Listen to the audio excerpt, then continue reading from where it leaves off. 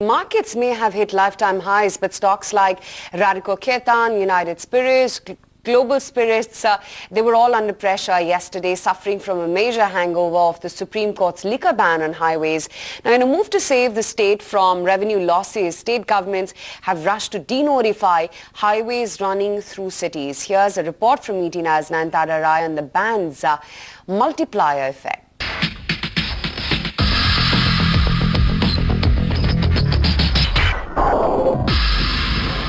The party is clearly over, and state governments all across India are dealing with the hangover, from denotifying state highways to seeking legal recourse. State governments are looking at ways to keep liquor companies, hotels, restaurants, pubs and wedding venues in high spirits. The stakes are clearly high, with some of the most powerful bureaucrats like Amitabh Kant highlighting the job losses on the anvil.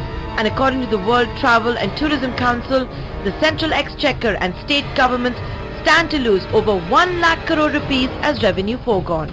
It also believes the liquor ban will dent India's image globally. Sample this.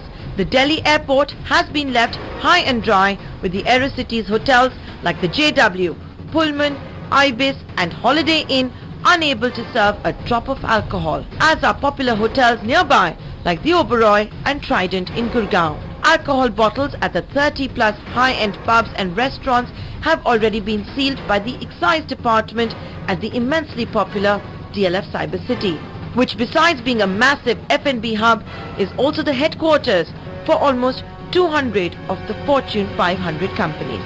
Hotels and restaurants which are pretty close to the highway are actually not places where you can pick up a bottle of alcohol and actually go back into your car and start driving. We create an environment, we are regulated, we have licenses. So actually hotels and restaurants are actually the most safest places to actually have a drink and go out. Yes, there will be loss of jobs, etc. that will happen, and there will be restaurants whose 50% odd revenue was coming from the liquor space will slowly have to either rejig their business model or move on. Bombay, we have around 400-450 outlets which are shut down, and in Maharashtra it's an accumulated figure of some 9,500 to 10,000, somewhere around 10,000 bars will close down. So if you go revenue part, you say 50,000 per outlet. If you calculate, that would be the revenue part. And if you see the manpower, the kind of people who are unemployed, you can average it out at 30% per outlet. The governments of Uttar Pradesh and Rajasthan have already started to rebrand state highways passing through cities as district roads. The tourist hotspot of Goa has not renewed 3,000 liquor licenses, and Chief Minister Manohar Parrikar has promised to take swift action after meeting officials from the excise department. God's own country Kerala is India's highest consumer of alcohol, earns 25% of its annual revenues from liquor, and is believed to be making up its mind to seek an exemption from the top court.